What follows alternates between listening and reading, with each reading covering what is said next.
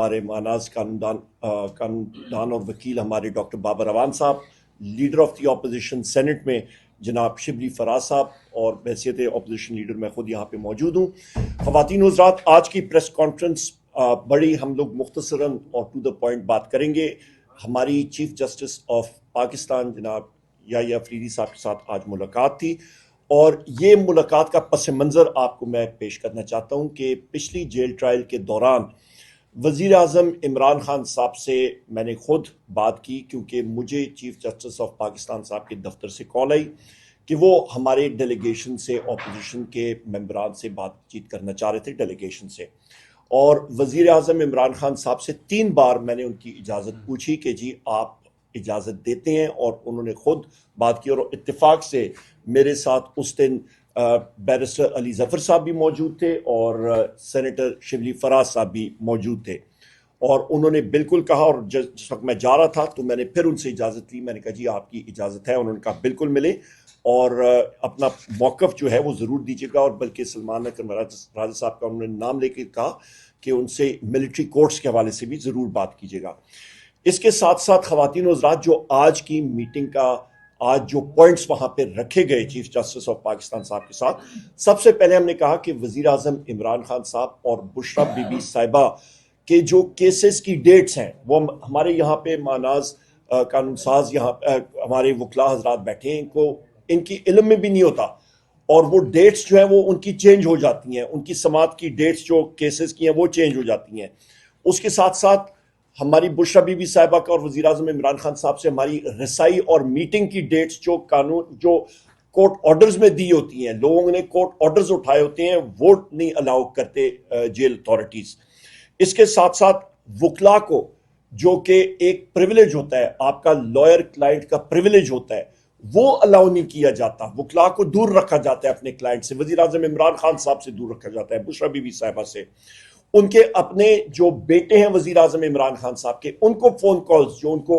قانون میں ان کو اجازت ہے جیل مینول کے تحت، وہ ان کو الاؤ نہیں ہوتا۔ وہاں پہ چیف جسٹس صاحب کو ہم نے اس چیز کا بھی باور کرایا کہ جو جیل مینول ہے اور قانون، اس کی دھجیاں جو ہیں وہ اڑائی جا رہی ہیں، تو یہ وہ چیزیں ہیں جو کہ آپ کے لوئر جوڈیشری میں جو یہ حالات ہو رہے ہیں، تو آئین اور قانون تو بہت دور کی بات ہے، یہ سب کا سب جو آپ کا لوئر کورٹس میں ہو رہا ہے، وزیر اعظم عمران خان صاحب سے، بشریٰ بی بی صاحبہ سے، ہمارے باقی ساتھیوں کے ساتھ، تو یہ آپ اندازہ لگا سکتے ہیں کہ کون سا قانون اور کون سا آئین۔ یہاں پہ اس وقت ڈاکٹر بابر اعوان صاحب نے بہت اہم پوائنٹ اٹھایا تھا کہ ہمارے مختلف لیڈران، ان کے جو ٹرائلز ہوئے تھے وہ اوپن کورٹ میں ہوئے تھے، وہ جیل میں نہیں ہوئے تھے، اور یہ بھی ہم نے ان کو بتایا۔ پھر ان کو ہم نے بتایا ڈاکٹر یاسمین راشد صاحبہ کے حوالے سے، اعجاز چودھری صاحب کے حوالے سے، عمر چیمہ صاحب کے حوالے سے، میاں محمود الرشید صاحب کے حوالے سے، حسان نیازی صاحب، ہمارے باقی لیڈران، ہمارے ورکرز جو کہ فالس اور بوگس ایف آئی آرز میں ان کو اندر بند کیا ہوا ہے، ہمارے مختلف وکلاء حضرات ان کو ریپریزنٹ کر رہے ہیں، ان کے اوپر ملٹیپل ایف آئی آرز دوسری جگہوں میں کی ہوئی ہیں، اس کے بارے میں بتایا، اور کیسے مختلف آپ کے عدالتوں کے آرڈرز موجود ہیں کہ ایک ایف آئی آر میں، مطلب آپ مختلف ایک ہی اس انسیڈنٹ کے اوپر ملٹیپل ایف آئی آرز کے اوپر جو کتکن لگائی ہے کورٹ کی، وہ بھی فالو نہیں ہو رہی۔ ملٹری کورٹس کے حوالے سے وہاں پہ ہمارے سیکرٹری جنرل صاحب سلمان اکرم راجہ صاحب نے ڈیٹیل میں بات کی۔ مسنگ پرسنز کے اوپر جو ہمارے انفورسڈ ڈسپیئرڈ پرسنز ہیں، اس کے بارے میں بہت ڈیٹیل میں ہم نے بات کی اور اس چیز کو پریس کیا کہ لوگوں کو پتہ بھی نہیں ہوتا، اور اس وقت بلوچستان میں، کے پی کے بارڈر اضلاع میں، باقی جگہوں میں جو آپ کے مسنگ پرسنز لوگ پنجاب میں، سندھ میں اٹھائے جاتے ہیں، نہ کوئی آئین، نہ قانون، نہ ان کا پتہ لگتا ہے، مہینوں تک وہ غائب رہتے ہیں، نہ ان کی کوئی رسائی ہوتی ہے، اور اچانک ایک دن کہیں پہ نہیں ہوتا۔ اور اس وقت بلوچستان میں، کے پی کے بارڈر اضلاع میں، باقی جگہوں میں جو آپ کے مسنگ پرسنز لوگ پنجاب میں، سندھ میں اٹھائے جاتے ہیں، نہ کوئی آئین، نہ قانون، نہ ان کا پتہ لگتا ہے، مہینوں تک وہ غائب رہتے ہیں، نہ ان کی کوئی رسائی ہوتی ہے، اور اچانک ایک دن کہیں پہ ان کو نمودار کیا جاتا ہے یا کورٹ میں پیش کیا جاتا ہے اور کہا جاتا ہے کہ جی ہم لوگ تو چلے کے لیے چلے گئے تھے۔ اس کے اوپر ہم نے بات کی، اور ہم نے کہا جی آج خدا نہ خواستہ بلوچستان میں، میرے منہ میں خاک، میں پھر ریپیٹ کر رہا ہوں کہ جناب اس وقت بلوچستان میں حالات اس قدر تشویشناک ہو گئے کہ آپ کے 7-8 اضلاع یونیلیٹرل ڈکلیریشن آف انڈیپینڈنس کی طرف وہ بات کر رہے ہیں. میرے منہ میں خاک اللہ تعالیٰ وہ دن کبھی نہ لائے. اس کے ساتھ ساتھ یہ ہم نے باور کرائی بات کہ رول آف لا جو ہے اسی کی وجہ سے آپ کی معیشت بڑھتی ہے. جس ملک میں آپ کی رول آف لا آئین اور قانون کی بالادستی نہیں ہوگی وہاں پہ آپ کی اکنامک گروتھ نہیں ہوگی, آپ کی معیشت نہیں بڑھے گی, ملازمتیں نہیں ہوں گی, آپ کی افراد زر کنٹرول نہیں ہوگا, آپ کے ملک میں انویسٹمنٹ نہیں ہوگی اور حکومت اور معیشت نہیں چل سکے گی. یہی وجہ ہے کہ آپ کی جو لارج سکیل مینوفیکچرنگ ہے, چیف جسٹس صاحب کو ہم نے بتایا کہ آج کی فگرز دیکھ لیں کہ آپ کی لارج سکیل مینوفیکچرنگ جو بڑی انڈسٹری ہوتی ہے جو کہ کسی بھی ملک کا انجن ہوتا ہے معیشت کا, اس کا بجائے وہ بڑھنے کے وہ 2% سے سکڑ گیا ہے. آپ کی بے روزگاری بڑھ رہی ہے, افراد زر بڑھ رہی ہے, قوت خرید کم ہو رہی ہے. یہ وہ ساری چیزیں ہیں جس کو آپ کو ایڈریس کرنا پڑے گا. 9 مئی اور 26 نومبر کے حوالے سے جو وزیر اعظم عمران خان صاحب نے چیف جسٹس صاحب کو خط لکھا تھا وہ انہوں نے کانسٹیٹیوشنل بینچ کو بھیجا ہے, اور ہم نے یہ کہا ہے کہ ہم لوگ 26ویں آئینی ترمیم کو تسلیم نہیں کرتے. یہ بھی ہم نے باور کرایا ان کو, اور ہم نے یہ بھی کہا کہ ان خطوط کے اوپر اور اس کے اوپر وہ کمیشنز بیٹھنے چاہیے. میں نے آپ کو پی ٹی آئی ایکٹیوسٹ کے بارے میں بتایا کہ ہمارے جو ورکرز ہیں, ہمارے ساتھی ہیں, ایکٹیوسٹ ہیں, ان کو متعدد آپ کے فیک کیسز میں انوالو کیا جا رہا ہے. پروڈکشن آرڈرز کے بارے میں بات کی کہ یہ ہمارے ساتھیوں کا, اجاز چودھری صاحب کے پروڈکشن آرڈرز, باقی ہمارے پارلیمنٹیرینز کے پروڈکشن آرڈرز, کون سا آئین, کون سا قانون, کون سے رولز, جب یہ ساری چیزیں نہیں ہوتی ہیں اور پارلیمنٹیرینز کے پروڈکشن آرڈرز اور کورٹس کے آرڈرز جو ہے وہ اوپنلی اس کی دھجیاں اڑائی جاتی ہیں تو ملک ترقی نہیں کر سکتا اور آئین اور قانون بھی آگے نہیں جا سکتا. اس کے ساتھ ساتھ ہم نے یہ بھی کہا کہ ہمارے جو وکلا حضرات ہیں ان کو ڈرانے کے لیے, ان کو دھمکانے کے لیے, ان کو دبانے کے لیے, ان وکلا حضرات کو, جتنے میرے یہ ساتھی یہاں پہ موجود ہیں, سب کے اوپر ابھی ماناز یہ قانون دان بھی ہیں, یہ مطلب وکلا بھی ہیں اور پارلیمنٹیرینز بھی ہیں, پر ان کے اوپر ملٹیپل ایف آئی آرز لگی ہوئی ہیں, فیک ایف آئی آرز لگی ہوئی ہیں, ہمارے دہشت گردی کی ایف آئی آرز لگی ہیں. ہمارے جتنے وکلا حضرات ہیں آئی ایل ایف کے اور باقی بھی, ان کے اوپر بھی وجہ کہ وہ اپنے موکل کے جا کے وہاں پہ ریپرزنٹیشن نہ کر سکیں, بات نہ کر سکیں. اس کو ہم نے بہت مطلب سختی سے اس چیز کو باور کرایا, اور پھر ہم نے بتایا کہ پولیس کا اور جو پولیس گردی اور جو اسٹیٹ ٹیررزم ہو رہا ہے پنجاب میں, اس کے بارے میں ان کو باور کرایا, اور انٹیلیجنس ایجنسیز کا جو منفی رول ہے, جو 6 آپ کے اسلام آباد ہائی کورٹ کے جج صاحبان نے خط لکھا تھا اور اس پہ انہوں نے لکھا تھا کہ انٹیلیجنس ایجنسیز کا کیا منفی رول ہے. اینٹی ٹیررسٹ کورٹ سرگودا کے جج صاحب نے جو خط لکھا تھا اس کے بارے میں ہم نے بات کی. ہم نے کہا جی یہ جوڈیشری کو پروٹیکٹ کرنا آپ کی ذمہ داری ہے, بحیثیت چیف جسٹس آپ کی ایک لیگیسی ہونی چاہیے کہ آپ نے آئین اور قانون کی بالادستی کے لیے اقدامات اٹھانے ہیں. تو یہ وہ ساری چیزیں ہیں کہ ہم نے سب کے سب جو ہیں وہ باور کرائیں, اور بڑی طویل میٹنگ تھی, اور میں اپنے جتنے ہمارے ساتھی یہاں پہ ہیں ہر ایک ساتھی نے اپنا ویو پوائنٹ وہاں پہ دیا. ڈوسیئر جو ہے وہ پورے کا پورا جو پہلے ان کو فراہم کیا گیا تھا وزیر اعظم عمران خان صاحب کے انسٹرکشنز کے مطابق وہ ان کے پاس پہنچے ہوئے ہے, جس طرح میں نے ذکر کیا. اور مزید بھی جو آپ کے ڈسٹرکٹ لیول کورٹس ہیں اس پہ ریفارمز کا, آپ کے سپریم کورٹ میں, آپ کے ہائی کورٹ میں ریفارمز کے پروسیس کے ساری باتیں تفصیل سے عمر صاحب نے آپ کے سامنے رکھ لی ہیں. آج چیف جسٹس کے ساتھ پاکستان تحریک انصاف کے اپوزیشن پہ مشتمل 7 ممبر ڈیلیگیشن نے ملاقات کی ہے. یہ ملاقات چیف جسٹس صاحب ہی کی ریکویسٹ پہ ہمارے ساتھ ہوئی تھی. پاکستان تحریک انصاف گزشتہ 2-2.5 سال سے ایک وسطیت سے گزر رہی ہے. چیف جسٹس صاحب نے نیشنل جوڈیشل پالیسی کمیٹی کی میٹنگ کے سلسلے میں ہم سے ایک ایجنڈا شیئر کیا تھا اور 10 پوائنٹس پہ انہوں نے تجاویز مانگی تھی. ہم نے ان کو یہ باور کرایا کہ ہم آپ کو اپنے طرف سے تجاویز دیں گے, لیکن اس وقت ایگزسٹنگ سٹرکچر میں رہتے ہوئے ہم آپ کے سامنے اپنے وہ تجاوزات بھی رکھنا چاہتے ہیں جس کی وجہ سے ہم آپ کے سامنے یہ لے کے آئیں کہ پاکستان تحریک انصاف کے ورکر سپورٹر خاص کر خان صاحب اور بی بی ایک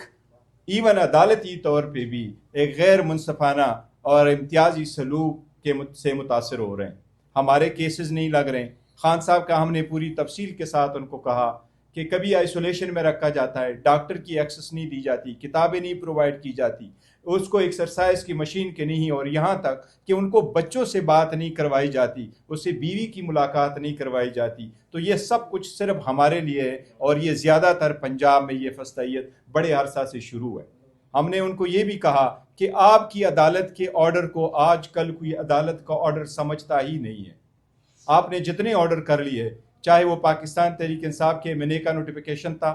PTI میں, چاہے وہ ریزرو سیٹوں کا تھا, چاہے وہ سینٹ کے الیکشن کا ہے, وہ سارے ابھی یہ ریکوائرڈ ہے کہ ان کی امپلیمنٹیشن ہو, لیکن کوئی چیز امپلیمنٹ نہیں ہو رہی. انفورس ڈس اپیرنسز پہ ہم نے ان کے نوٹس میں گزار کروایا کہ ہمارے MNAs کو کس طریقے سے اور ان کی فیملی ممبرز کو کس طریقے سے مختلف کیسز میں انوالو کرایا گیا اور ان کو انفورس ڈس اپیئر کروایا گیا. ہم نے ان کو یہ بھی کہا کہ ایک ساتھی پہ جس طرح عمر ایوب صاحب ہے, اس کے پیچھے خلاف 100 کیسز ہے. ان 100 کیسز میں بیک وقت آپ کئی کورٹوں میں پیش نہیں ہو سکتے.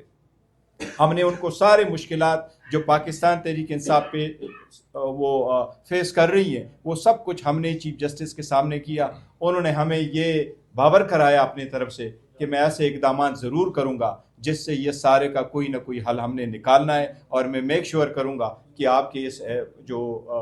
گزارشات آپ لوگوں نے کی ہے اور جو مسائل بیان کیے, اس کے لیے ہم کوئی حل نکالیں. جی صاحب آپ بات کرنا چاہیں؟ کوشچن جنرل صاحب آپ ادھر آ جائیں. آئین اور قانون جو ہیں وہ ختم ہو چکے ہیں. کتاب میں تو لکھے ہوئے ہیں, کتاب ہے آئین پاکستان, مختلف قوانین ہیں, لیکن ایک سیکشن 144 144 لگا دیتا ہے ڈپٹی کمشنر. تو آپ کے جو بنیادی حقوق ہیں, آرٹیکل 15 کہتا ہے کہ آپ سڑک پہ چل سکتے ہیں, آرٹیکل 17 کہتا ہے کہ آپ اکٹھے ہو سکتے ہیں, یہ آپ کا بنیادی حق ہے, آرٹیکل 19 کہتا ہے آپ آواز بلند کر سکتے ہیں. ان تمام حقوق کو جرم بنا دیا جاتا ہے. تو اس وقت یہ صورتحال ہے کہ عدلیہ اگر یہ سب کچھ ہونے دیتی ہے تو وہ اس میں شریک بن جاتی ہے. تو ہم نے بڑے واشگاف الفاظ میں کہا کہ ملک میں اس وقت عملاً آئین اور قانون نہیں ہیں, اور یہ عدلیہ پہ اب ذمہ داری آتی ہے کہ وہ ایسے احکامات جاری کرے کہ آئین اور قانون کی بالادستی ہو. یہ نہ ہو کہ ایک شخص جو بات کرتا ہے اس کے اوپر 100 مقدمے بن جائیں ملک کے ہر